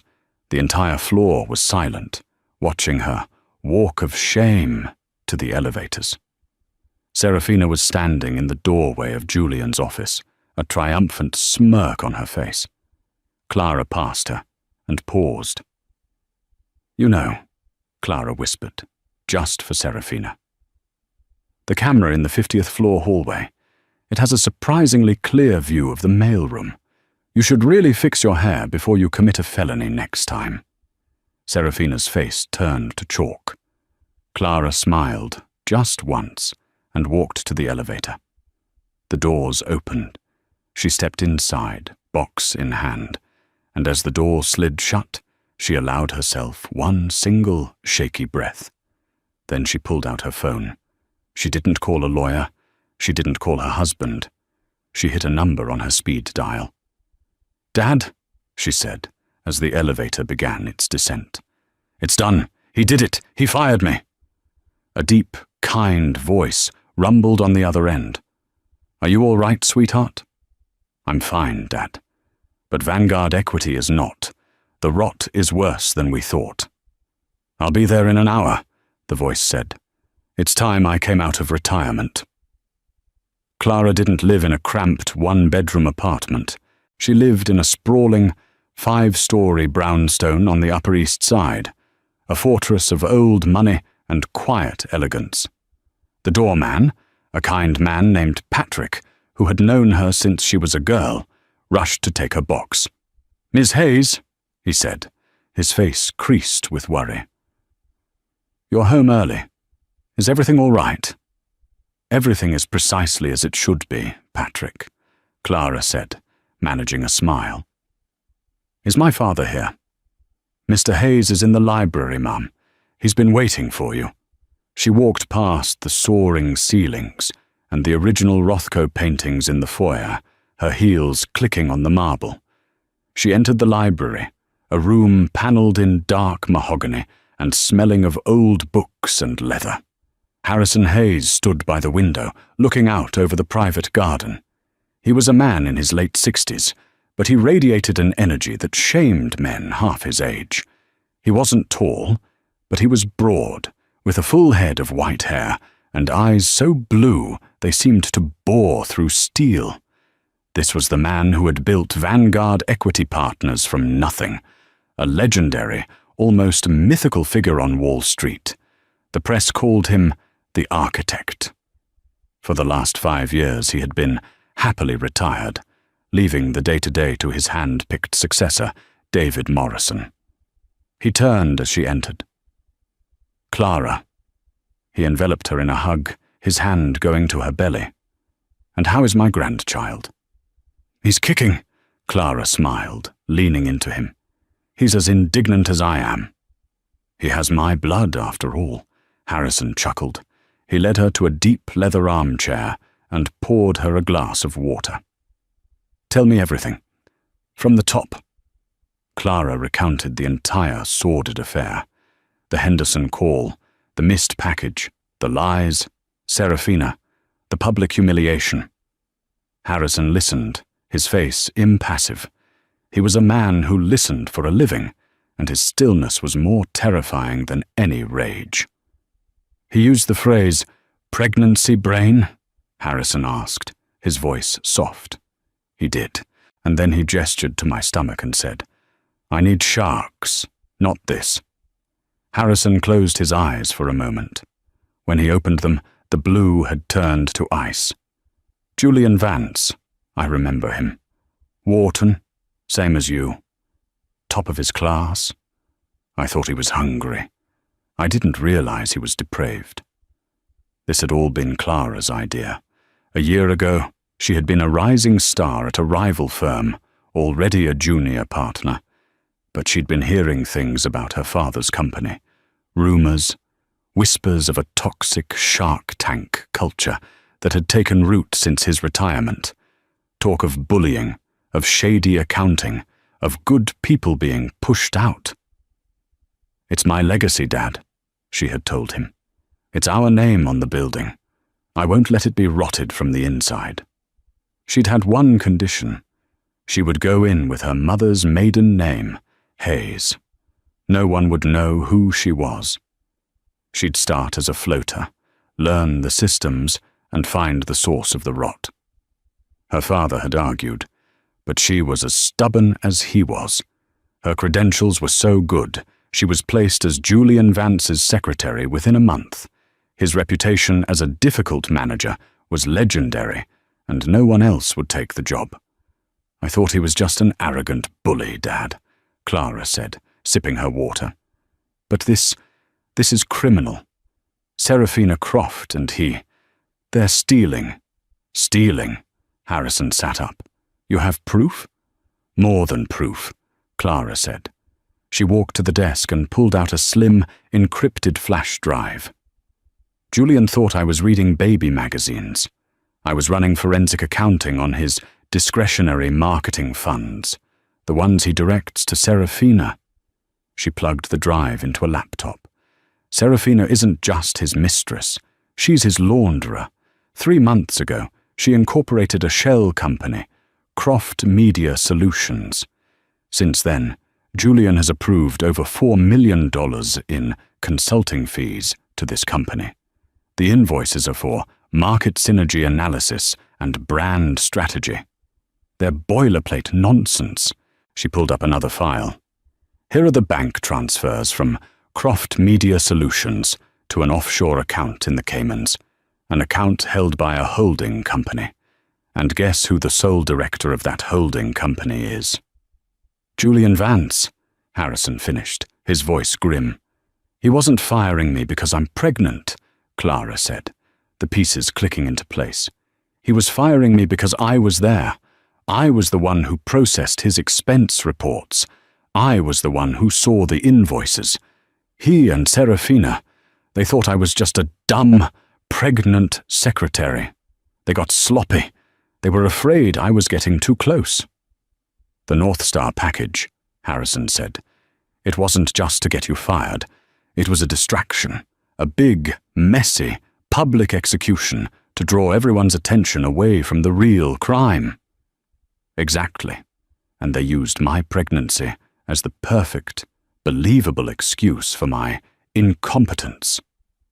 Harrison stood and walked back to the window. The silence in the room was heavy. "David Morrison," Harrison finally said. "He's a good man, but he's blind. He wants to see the best in people. He let this happen." "What do we do now?" Clara asked. Harrison turned. The kindness was gone from his face, replaced by the cool, lethal focus of the architect. "Now? Now we remind them whose name is on the building." He picked up his phone. "Robert, get the jet ready. We're going to the office. And call an emergency meeting of the entire board of directors. Tell them Harrison Hayes is back." He looked at his daughter, a fierce pride in his eyes. "And Clara, it's time for you to change out of your secretary's uniform. You're going to need your Wharton suit for this." Julian Vance felt like a king. He had slept the sleep of the victorious. The North Star deal was a disaster, yes, but he had already spun it. He had spent all of Friday afternoon in crisis meetings with David Morrison, the CEO. "David, I am shattered," Julian had said, a masterpiece of feigned grief. "I trusted her. I think I was too sensitive to her condition. I didn't want to add to her stress, so I wasn't as vigilant. I blame myself." Morrison, a man who valued empathy, had bought it. "It's a terrible lapse, Julian, but you're right. The timing, it's a mess. Don't worry. Our lawyers will handle the fallout. You just focus on the partnership. We need your leadership." The partnership. It was still his. He had cut the liability, and he was being rewarded for it. Now it was Monday morning. He walked into the lobby of the Vanguard Tower, his $3,000 leather shoes clicking on the granite. He nodded curtly to the security guard, his mind on Serafina, who was already upstairs. She had officially moved her things to Clara's old desk, right outside his glass cube. Everything was in its right place. The elevator was packed with junior analysts, all of whom went silent when he stepped in. He was a god to them. Terrifying, but a god. When he stepped out onto the 50th floor, however, the atmosphere was wrong. It wasn't the usual Monday morning hustle. It was silent, tense. Mary, the older assistant, was at her desk, her eyes red. When she saw Julian, she gave him a look of such pure, unadulterated contempt that it actually made him pause. "Good morning, Mary," he said. Mary just turned back to her screen. He shrugged it off. He walked toward his office. Serafina was not at her new desk. Strange. Then he saw it. An email flagged "Urgent Mandatory" had arrived at 8:01 a.m. Subject: Emergency Board and Senior Partner Meeting, 9 a.m. Location: the Founders Boardroom, 52nd floor. Attendance: mandatory, no exceptions. Julian's heart gave a little thrill. This was it. The North Star fallout was over, and this was his promotion. They were gathering the partners to announce him. They were probably fast-tracking it to show the firm was stable, moving forward. He checked his reflection in the glass, straightened his Brioni tie. He was ready. He took the private executive elevator to the 52nd floor. This floor was for board meetings only. It was quiet, opulent, and smelled of old money and furniture polish. He pushed open the massive oak double doors to the founder's boardroom and stopped dead. The room was full. The entire executive board, all 12 members, were seated. David Morrison, the CEO, was there, looking pale and nervous, not at the head of the table but on the side. At the head of the table, in the high-backed chair that had sat empty for 5 years, was Harrison Hayes. Julian's blood turned to ice water. He had never met Harrison Hayes. He had only seen the oil portrait of him in the lobby. The man in the portrait was smiling. The man at the table was not. "Mr. Vance," Harrison said, his voice quiet but echoing in the cavernous room. "You're late. Take a seat." Julian's legs felt like lead. He fumbled into the only empty chair. It was at the far end of the table, opposite Harrison. He felt like he was being judged from a mile away. "Where is Serafina Croft?" Julian managed to ask. "Ms. Croft is indisposed," Harrison said. "She's with our head of security and our internal audit team. It seems there are some irregularities in her marketing budget. But we'll get to that." Julian's mouth went dry. This was not a promotion. "I have been retired for 5 years," Harrison began, his eyes sweeping the table, landing on every single board member. "I left this firm, Vanguard, in your hands. I trusted you to maintain the culture I built, a culture of integrity, of diligence, and of respect." He steepled his fingers, his icy blue gaze finally landing and staying on Julian. "Instead, I find a culture of bullying, of theft, and of staggering incompetence. Mr. Morrison, you were CEO. How did this happen?"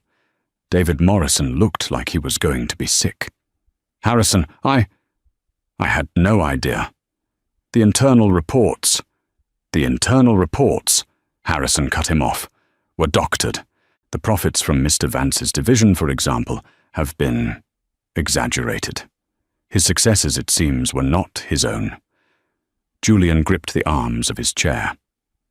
"Mr. Hayes, I don't know what you've been told, but my division is the most profitable in the firm. The Henderson call just last week." "Ah, yes. The Henderson call," Harrison said, a thin smile playing on his lips. "The one you brilliantly saved.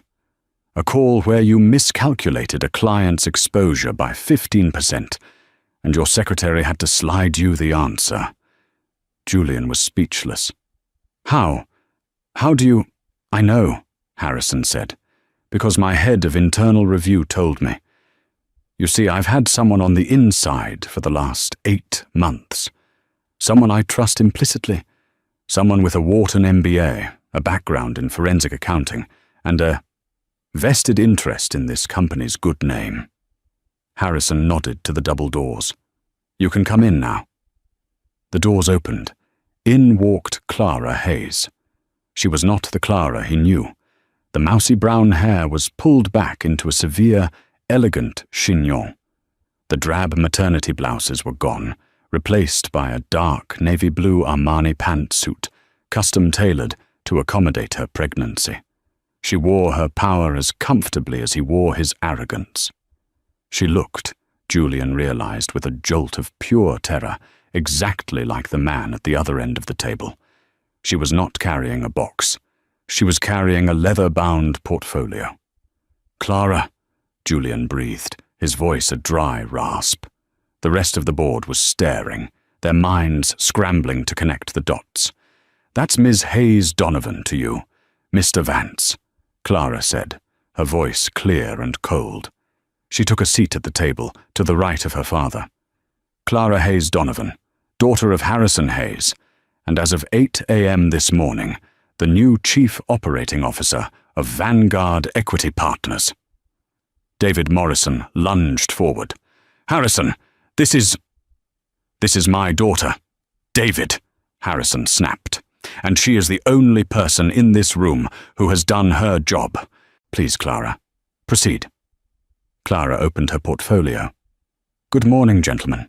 For the last 8 months, I have been working as an executive assistant to Mr. Vance. My father and I were concerned about the cultural rot that was eroding this firm's foundation. We were right to be." She looked directly at Julian. Her eyes were not angry. They were worse. They were diagnostic. "Mr. Vance," she began, "on Friday, you fired me for gross negligence, specifically for failing to courier the North Star acquisition documents." You didn't send them," Julian stammered, falling back on his lie. "You left them in your desk. Serafina found them." "No," Clara said flatly. "I did not. On Wednesday at 4:51 p.m., I personally logged the package and placed it in the mailroom's secure bin. At 5:37 p.m., she nodded to a man in the corner who dimmed the lights and turned on the large projector screen. Ms. Serafina Croft entered the mailroom. The screen lit up with grainy, time-stamped security footage. Serafina clear as day, distracting the clerk and stealing the red envelope. A collective gasp went around the room. At 7:14 p.m., Clara continued, as the footage changed, Ms. Croft and Mr. Vance are seen entering his office. At 7:19 p.m., Ms. Croft is seen logging into my terminal, using my credentials. She proceeds to delete my confirmation email and the courier appointment. The video was silent, but the implications were deafening. Julian was white. And at 7:21 p.m., Clara said, her voice dropping, Mr. Vance is seen taking the North Star package and placing it inside my desk drawer. The video showed him do it. The board turned as one to stare at him. You, Julian sputtered. You set me up. No, Julian, Clara said. You set yourself up. I was just the secretary. I was just the hormonal, forgetful, pregnant woman. You never, ever thought I'd be a threat. You never thought I mattered. You were so blinded by your own arrogance and your affair that you committed mail fraud and conspiracy right in front of a security camera. But why? David Morrison asked, his face ashen. Why would you? Julian. Sabotage a $2 billion deal. Just to fire a secretary? That, Harrison Hayes said, is the billion-dollar question. Clara. Clara looked back at Julian. The look of a cold, satisfied predator was gone from his face. Now it was just the pathetic, sweaty fear of a man trapped. He didn't fire me because he thought I was incompetent, Clara said to the board. He fired me because he was terrified I was competent. She clicked to the next slide. It was a complex flowchart of bank accounts. Julian Vance and Seraphina Croft were not just having an affair, Clara announced. They were embezzling. For the last 3 months, Mr. Vance has been approving ghost invoices from a shell marketing company. That company, Croft Media Solutions, was founded by and is solely owned by Ms. Croft. In 90 days, they have siphoned $4.2 million from this firm. She pointed to a line item. This $4.2 million was then wired to a holding company in the Cayman Islands. A holding company named J. Vance Capital. Ring any bells, Julian? Julian Vance made a sound, a low, strangled noise. I processed those invoices, Clara said. I saw the signatures. You got sloppy, Julian. You thought I was too stupid or too distracted by my condition to notice that you were approving multi-million-dollar invoices on a Friday afternoon without a single line of due diligence. You fired me to stop me from talking. You fabricated the North Star crisis to make my firing so spectacular, so public, that no one would ever believe a word I said. I would just be the crazy, pregnant secretary who cost us all. She stood up, slowly, and walked around the table until she was standing directly behind him. He was frozen, staring at the screen that showed his financial ruin. You didn't fire me for your mistress, Julian, she whispered, so only he and the man next to him could hear. You fired me for your greed. You just used my pregnancy as your excuse. You gestured to my child, my son, and called him a liability. You called me this. She moved back to her seat. Mr. Vance, you are a thief. You are a conspirator. And worst of all, you are a fool. The heavy oak doors of the founder's boardroom shut with a final, damning click. The silence that fell was heavier than the wood. Harrison Hayes's words, report, still hung in the air, a guillotine that had just dropped. Julian Vance, a man who had lived his entire life on a diet of adrenaline and other people's fear, was now a statue of pure, waxy terror. The two detectives, businesslike and unimpressed by the bespoke suit and the 52nd floor view, moved to his chair. Mr. Vance, you are under arrest for conspiracy, wire fraud, and embezzlement, the taller detective said, his voice a monotone that cut through Julian's paralysis. Please stand and place your hands behind your back. Julian finally broke. It wasn't a snap. It was a crumble. No, he whimpered, a sound so pathetic it made the board members physically recoil. No, wait, you don't understand. It was her. It was Seraphina. She seduced me. She set this all up. She planted the files. It was her idea. Clara, who had remained standing, let out a sound of pure, unadulterated disgust. Pathetic, she said, her voice clear and carrying. Even now, even with the cuffs literally on their way to your wrists, you cannot take responsibility for a single one of your actions. You blame the woman you were sleeping with. You blame the woman you fired. You are a black hole of a man, Julian. Nothing is ever your fault. As the cold steel clicked shut around his wrists, Julian's terror-fueled denial finally cracked, revealing the raw, venomous hatred beneath.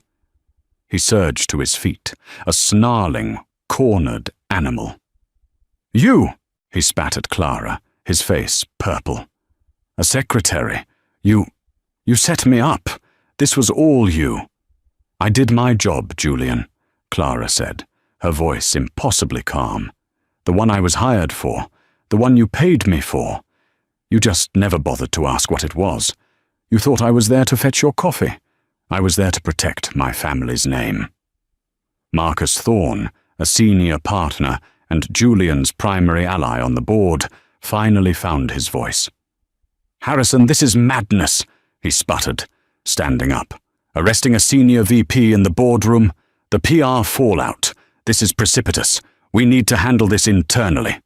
Harrison Hayes didn't even turn his head.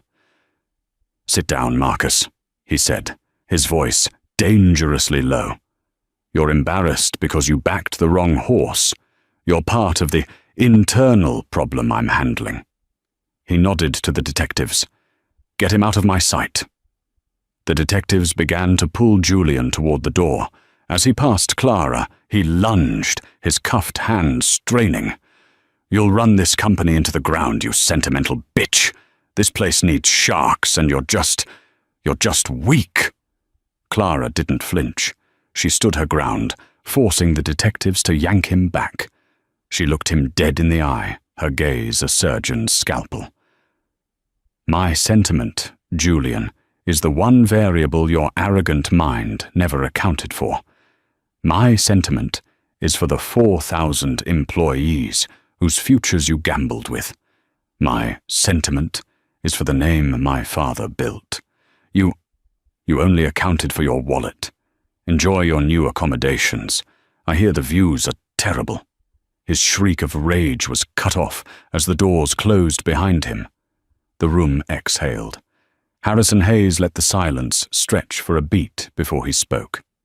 "As for Ms. Croft," he said, "she is in a conference room on the 40th floor with our audit team and her own lawyer. Faced with the video evidence, she has already provided a full confession, attempting, like Mr. Vance, to pin the entire scheme on him. It won't work. She will be prosecuted to the fullest extent of the law." He then turned his gaze, which had lost none of its icy fire, on the remaining men.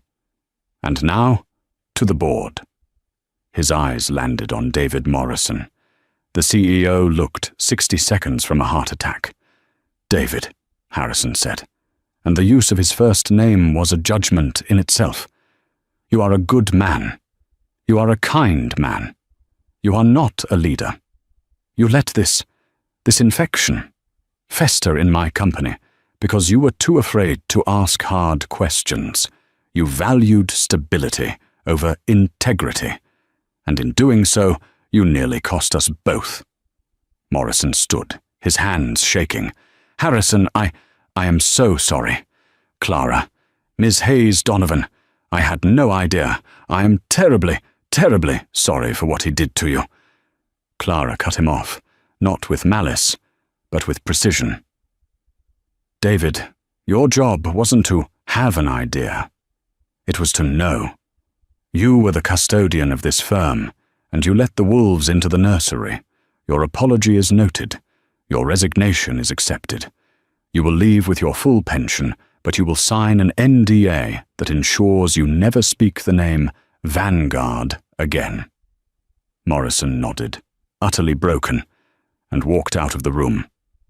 "Marcus," Harrison said, turning to the last dissenter, "you backed him. You championed his shark mentality. You're out. Clean your desk." "You can't do this," Marcus blustered. "I can," Harrison said. "This entire board is dissolved, effective immediately. It will be reconstituted under the new COO's direction by the end of the day. You can leave on your own, or you can follow Mr. Vance in cuffs for aiding and abetting. Your choice." Marcus Thorne, his face pale, fled the room. Finally they were alone.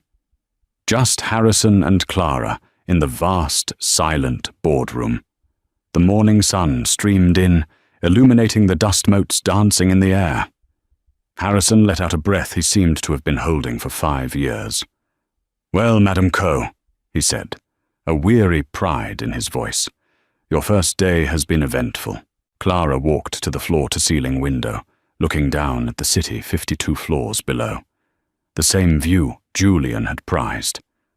"He wasn't the only rot, Dad," she said quietly. He was just the loudest. The culture here. It's broken. It's what you always taught me not to be. Harrison came to stand beside her, putting a hand on her shoulder. I know, he said, his voice thick with a rare emotion. I let it get away from me. I was so busy building the machine, I forgot about the people inside it. I was so afraid of being done, of being irrelevant in retirement. I let profit become a substitute for purpose. He turned to her, his blue eyes searching hers. That's why you are the new COO, not me. I'm going back into retirement, for real this time. This is your firm now, Clara. Fix it. Clara put her hand over his, her other hand resting on her belly. I'm scared, Dad. It's so broken. And with the baby. Your pregnancy isn't a liability, Clara, he said fiercely, echoing her earlier words. It's a perspective. It's your greatest asset. You're not just building for the next quarter. You're building for the next generation. That's what I lost. That's what you'll bring back. Now, shall we go reintroduce you to your new team? They walked together to the 50th floor. The atmosphere was a funeral. The entire floor was frozen, watching them. They saw Julian's glass cube, now empty. They saw security guards boxing up Seraphina's things from Clara's old desk. Clara walked to the center of the floor. Everyone stared, whispering. Mary, Clara called out. Mary at her desk looked up, her eyes wide with terror. She thought she was next. She slowly approached. Clara. Ms. Hayes. Ms. Hayes, Donovan. Clara smiled, a real, warm smile. Mary, for 8 months, you were the only person on this floor who showed me genuine kindness. You have more integrity in your fingernail than Mr. Vance had in his entire body. You are my new executive administrator. Your title and your pay will reflect your seniority and your value. We start now. Mary's hands flew to her mouth, and she burst into tears of sheer, unadulterated relief. It was the first crack in the ice. That afternoon, Clara held an all-hands, town hall, in the firm's main atrium. She stood in front of 500 employees, her father standing off to the side, a proud observer. She used no microphone. Her voice, trained in Wharton lecture halls, carried. My name is Clara Hayes Donovan, she began. My father, Harrison Hayes, built this firm. For the last 8 months, you knew me as Clara Hayes. On Friday, many of you watched me get fired, humiliated, and escorted from this building. This morning, you watched Mr. Vance get arrested. A nervous murmur went through the crowd. The era of Vanguard as a shark tank is over, she declared. Sharks are lazy, solitary predators. They eat their own. From today, we will be a wolf pack. We are intelligent, we are strategic, we are collaborative, and we protect our own. This will be a place of integrity first. Profit second, because integrity, in the long run, is profit. She laid out her new vision. The rot stops today. I am firing every manager in this firm with a credible HR complaint of bullying or harassment. Their positions will be filled from within. And my first act as COO, she paused, her hand going to her stomach, is to announce the new Vanguard parental leave policy. 6 months, fully paid, for all employees, mothers, fathers, and adoptive parents, because family is not a liability. It is our foundation. A stunned silence. Then, led by Mary, a slow, building wave of applause that became a roar. The next 6 months were a war. The sharks she fired didn't go quietly. Marcus Thorne's allies tried to sue for wrongful termination. Clara countered, in person, with the meticulous evidence of their complicity and incompetence she had gathered as a secretary. Forbes magazine ran a scathing article titled, "The Heiress's Hobby. Can a Pregnant Idealist Run a Wall Street Firm?" Clara's response was to write a fiery op-ed in the Wall Street Journal, titled, "Yes, She Can, and She's Doing It." It went viral. She was vilified on financial TV as sentimental and naive, then praised by a new generation as a visionary. The firm's best and brightest, who had been suffocating under the old guard, flocked to her. Profits dipped for one quarter, then soared, driven by a new, massive, green energy fund she had personally championed. The legal reckoning was absolute. Serafina Croft, faced with the video and her own paper trail, folded completely. She testified against Julian, detailing his greed and his paranoia. She received 2 years in a low-security federal prison. Julian, blinded by his own narcissism, made the fatal mistake of refusing a plea deal. He was convinced he could charm a jury. The trial was a circus. He painted himself as a visionary, betrayed by a spurned lover and a conniving secretary. But the prosecution had Clara's meticulous notes, the high-definition security footage, and the bank transfers. The jury convicted him on all counts in under 45 minutes. At his sentencing, the judge, a woman in her 60s, looked down at him with contempt. "Mr. Vance," she said, "you are a man of profound arrogance and a complete lack of character. Your crimes were not of passion, but of a cold, calculated greed. But what the court finds most appalling is your cruel and unusual humiliation of an employee in a vulnerable condition. You used a woman's pregnancy as a weapon. You are, in short, a bully. You are sentenced to 8 years in a state penitentiary." He screamed, a high, thin sound of disbelief as he was led away. 8 months after the boardroom coup, the 50th floor was unrecognizable. It was bright. The glass cube of Julian's office had been dismantled, replaced by a large, open-plan collaborative workspace. People were talking, laughing, arguing over whiteboards. Clara sat in her new office, a warmer space with comfortable chairs, on the same floor as her team. She was on a conference call, finalizing the acquisition of a tech startup. Her desk was covered in reports, but also a small, silver-framed sonogram. She was in mid-sentence when she stopped, her breath catching. She smiled, a small, tired but triumphant smile. Mary, now her unflappable chief of staff, noticed immediately. "Ms. Hayes, is it?" "It is," Clara breathed, closing her laptop. "Call my husband, and tell the Tokyo board. The call will have to be rescheduled for tomorrow morning. My son has decided on an earlier-than-expected arrival." Harrison Hayes met her at the elevator, holding a brand-new baby carrier, beaming. "Ready, Madam Coe?" "More than ready, Dad," she said, squeezing his arm. As the elevator doors closed, the floor didn't panic. They didn't whisper. They stood, and they applauded their leader. Clara Hayes Donovan had built a company that could run without her for a few hours, or a few months. The new foundation was strong. It wasn't built on fear. It was built on trust. What a story of karma and consequences. It just goes to show that you never, ever know who you're talking to. Julian's arrogance and cruelty weren't just his moral failing. They were his financial ruin.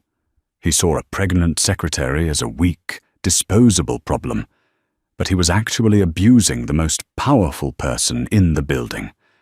Clara proved that true strength isn't about yelling, bullying, or wearing an expensive suit. It's about intelligence, patience, and knowing exactly when to make your move. She didn't just get revenge. She rebuilt an entire company in her own, stronger image. What did you think of Julian's takedown? Was it satisfying? Let me know in the comments what your favorite part of the story was. If you loved this story, please hit that like button. Share this video with someone who needs to see justice served, and make sure you subscribe to the channel so you never miss another real-life drama. We have new stories coming every week. Thanks for listening.